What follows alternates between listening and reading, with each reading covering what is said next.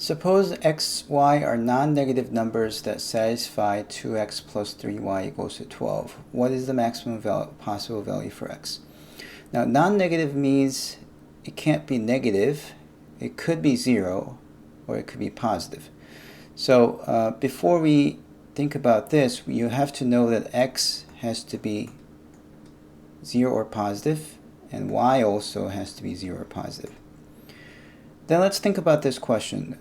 Is it possible to have x as big as possible? So for example, if you had x as 100, is that possible? Well, if x is 100, 100 times 2 is 200, 200 plus something equals to 12. That would force y to be negative. In fact, if you put a little bit more thought, you can see that as x increases, y has to decrease, and therefore if you want the maximum possible value of x, that would mean that y is minimum as possible. So that's going to happen when y is 0, and that's when 2x equals to 12, which means x equals to 6. Now find the maximum and minimum value of x squared plus 2y squared. So what we just figured out is that x has to be in between 0 to 6. In other words, it's some closed interval, and here's our target because we want to maximize or minimize, and here is our constraint. So we solve the constraint for y. So let's see, subtract 2x both sides, divide by 3, you get 4 minus 2/3 x. And then you put that into the target function, and that is the function that we have to work with. We need to get x squared plus 2 times 4 minus 2/3 x squared. And we want to find out the maximum and minimum value of this. Now, since this function is considered on the closed domain 0 to 6, we just need to find the critical number, and then evaluate the function at the endpoints and also the critical number. So to find the critical number, let's differentiate. I could simplify this and then differentiate, but if I expand this, I'm afraid it might get even more messier. So I'll just differentiate as it is. So 2x squared becomes 2x. When you differentiate this, you have to use the chain rule. 2 comes down, so that's 4 times 4 minus 2/3 x, and then you have to make a copy of the inside function and differentiate, which gives you negative 2/3. Negative 2/3 times 4 will be negative 8 over 3, 4 minus 2/3 x. Okay, now our goal is to find the 0 of this, so we will need to further simplify this. So let's see, 2x, 8 times 4 is 32. 8 times 2 is 16, but it's plus now, 16 over 3. Oh no, 3 times 3 is 9, right? So it'll be 9. And then since this is x, that's x, let's combine these like terms, but you need the common denominator, so let's multiply 9 top and bottom. So it's 18x over 9 plus 16 over 9x minus 32 over 3. And finally, 16 plus 18 is 34 over 9x minus 32 over 3. That's your f prime. Now we set that equal to 0, which means 34 over 9x minus 32 over 3 is 0. I don't like fractions, so I'm just going to multiply everything by 9. So that's just 34x. And then 9 divided by 3 is 3. 3 times 32 is 96. So you end up with x equals to 96 over 34, which is 48 over 17 as your critical number. Okay, we still have to evaluate this original function at 48 over 17 and also at 0 and 6. So let's remember this function. F of x is x squared plus twice of 4 minus 2/3 x squared. And we have the interval 0 to 6 and critical number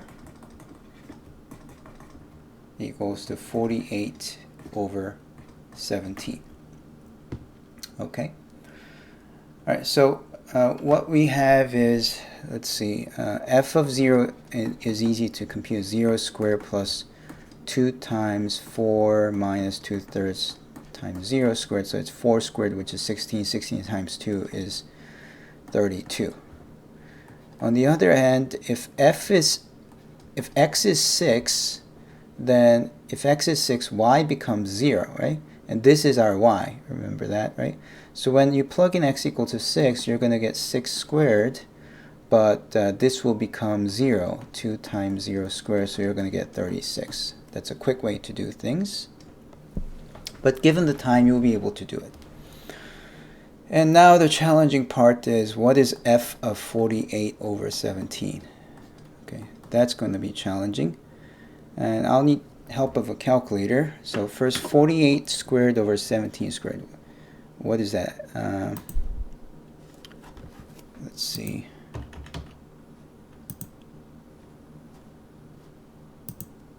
I'm going to bring this calculator over here. 48 squared is 2304. So I get 2304 over 17 squared. It's 289, but eventually it's going to simplify, so I'm just going to leave it as 17 squared. And then plus 2, 4 minus 2/3 of 48 over 17 squared. Okay, I'll have to continue over here, which is equal to, so this is equal to 2304 over 17 squared plus 2 times, well, 17 times 4 is 68, so 4 can be written as 68 over 17. 48 divided by 3 is 16. 16 times 2 is 32. So you end up with 2304 over 17 squared plus 2 times 36 squared over 17 squared. So it's good for us. It's a common denominator. So we just have to calculate 2 times 36 squared. Let's use the calculator. Okay, so 36 squared times 2 is 2592. So we get 2304 plus 2592 over 17 squared. And that's 4896 over 17 squared. And I mean, you can use a calculator, and you're going to see that this is about 16 point something something. Okay, so that's already the smallest among these three values. So we know that that's our minimum. But 4896 happens to be also divisible by 17. You can leave it like this. It's not going to cost any point, but I just want to be perfect in our solution. Okay, so I'm going to clear everything. I'm saying 4896 divided by 17 is 288. So the top and bottom can be divided by 17. You get 288 over 17, and that's about 16 point something. So that's less than 32 or 36. So we know that the max value, so our answer is that max value would be 36, and the minimum value would be 288 over 17. All right. A farmer plans to fence a rectangular pasture adjacent to a river. So you have some river, you have a fence, you're trying to make a rectangular fence. And I need the area to be 180,000 square meters. And since this side is not needed, we need the fencing for here and here and here. Okay. Now, what dimension would require the least amount of fencing if no fencing is needed along the river? Okay. So the length of the fencing would be x plus 2y, and the area would be calculated by x times y. So I know that x times y should be 180,000. Okay, so we have x times y equals to 180,000, and we want to minimize x plus 2y. Solve the constraint as 180,000 divided by y, no, divided by x, plug that in there. So our function is now x plus 2 times this is 3,600,000 over x. Differentiate. That's going to be 1 minus 3,600,000 over x squared. Set that equal to 0. Well, that's going to give you 1 equals to 3,600,000. Multiplying by x squared gives you x squared equal to 360,000.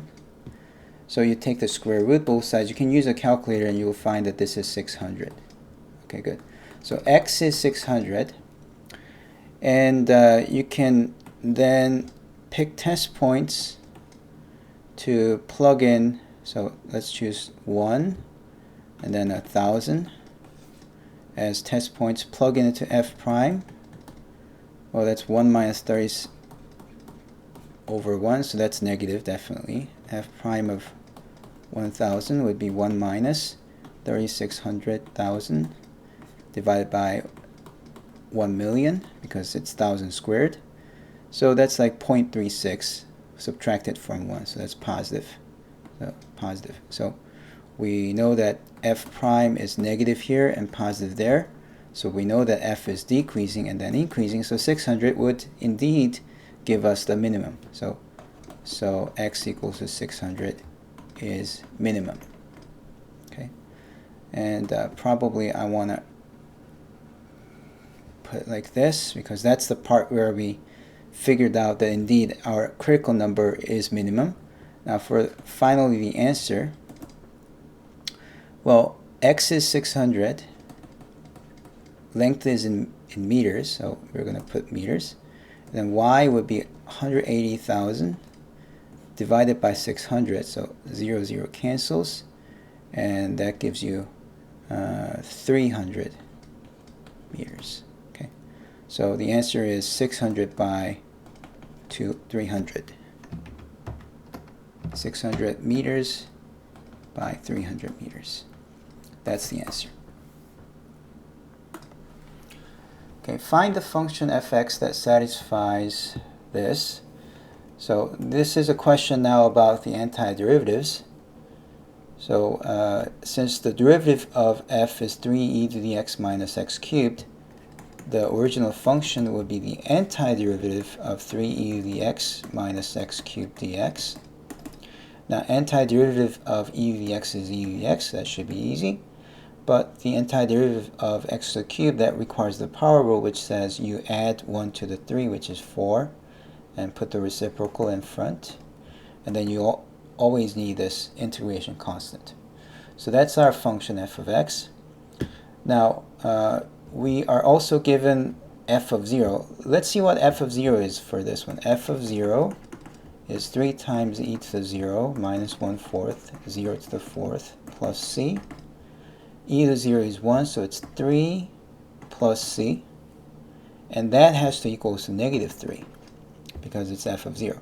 So we get that c must be negative 6, and you must plug it back in, and we found out our function. F of x is 3 times e to the x minus 1/4, x to the 4th minus 6. Yeah, so the question was asking for a function that satisfies this condition and this condition, and this function satisfies both. Okay, now a bunch of antiderivatives. Let's do one by one. Square root of x, that's x to the 1/2 power. If you have a product, you're not allowed to integrate them separately. You have to multiply them out before you integrate. 1/2 plus 1 is 3 over 2. And then you have minus 2 times x to the 1/2.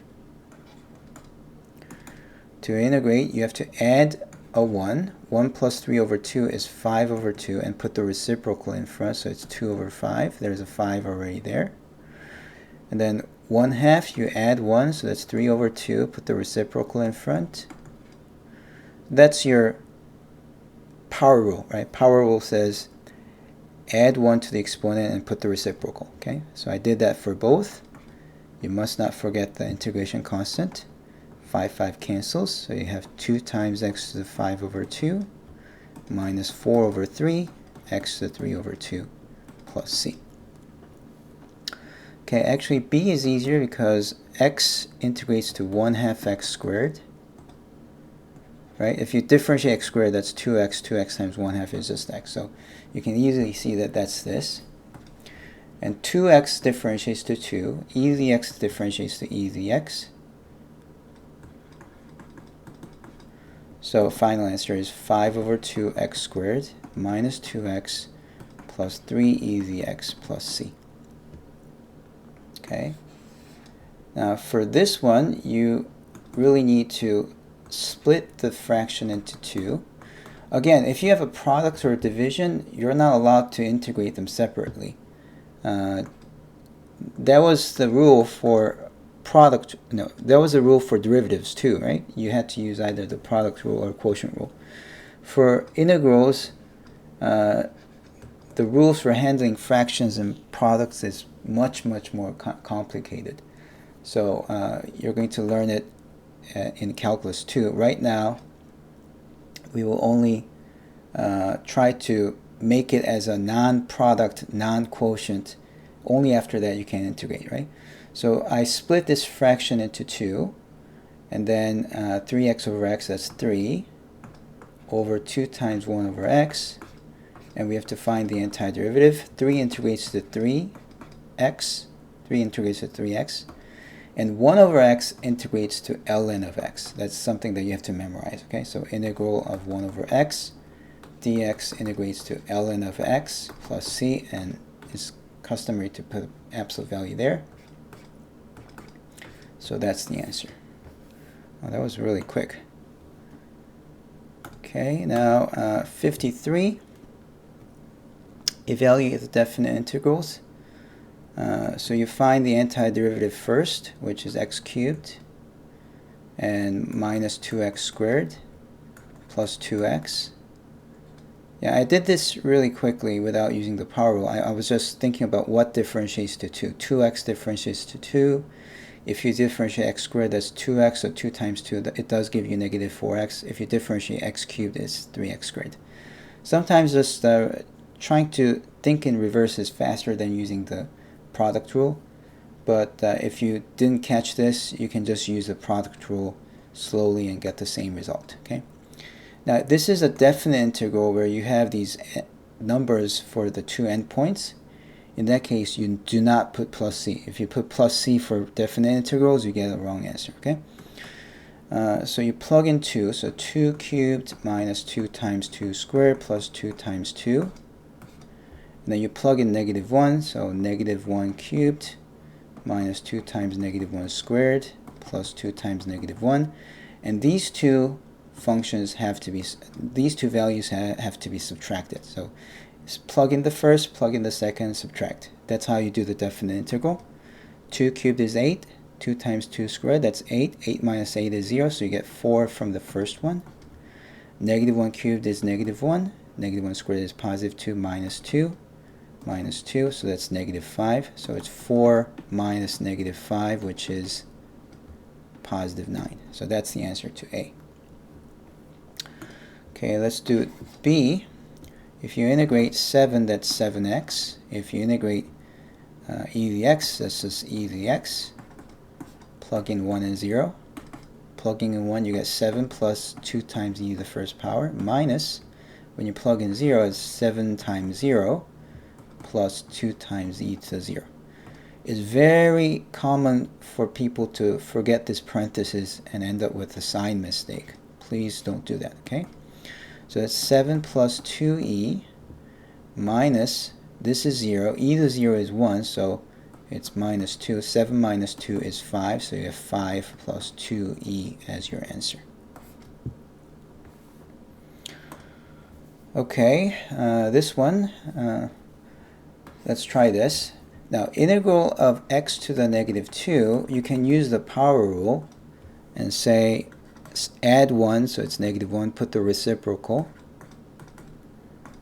So that's the antiderivative. In other words, it's a negative of 1 over x. X to the negative 1 is 1 over x, and 1 divided by negative 1 is negative.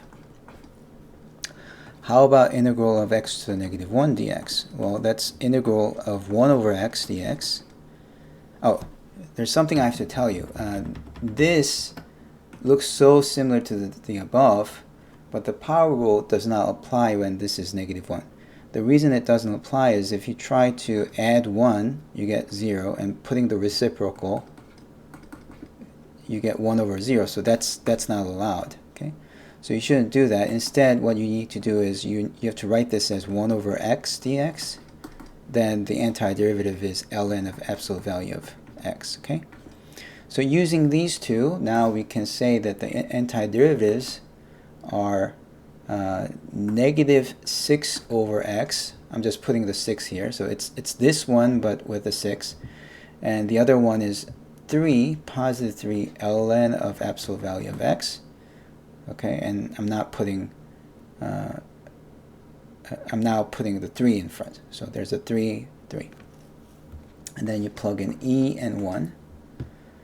So when you plug in e, it's negative 6 over e plus 3 times ln of e minus negative 6 over 1 plus 3 times ln of 1. Now, e is e to the first power, and we learned that ln and e cancels, leaving you with this 1. Okay, so ln of e is 1. On the other hand, ln of 1 is 0. And that's something that everyone should know. Ln of 1 is ln of 1 divided by 1, and that's ln of 1 minus ln of 1, because division becomes subtraction, right? So, and then ln of 1, anything by itself is 0, so it's 0, okay? So ln of 1 is 0. That's true for any logs, okay? Log with any base of 1 is 0 because of this reason. So you have minus minus, which is plus 6, and then this is 0, so we don't care. So this is 0. Okay, so we're almost there. We have 3 plus 6, which is 9, so you have 9 minus 6 over e. And that's it.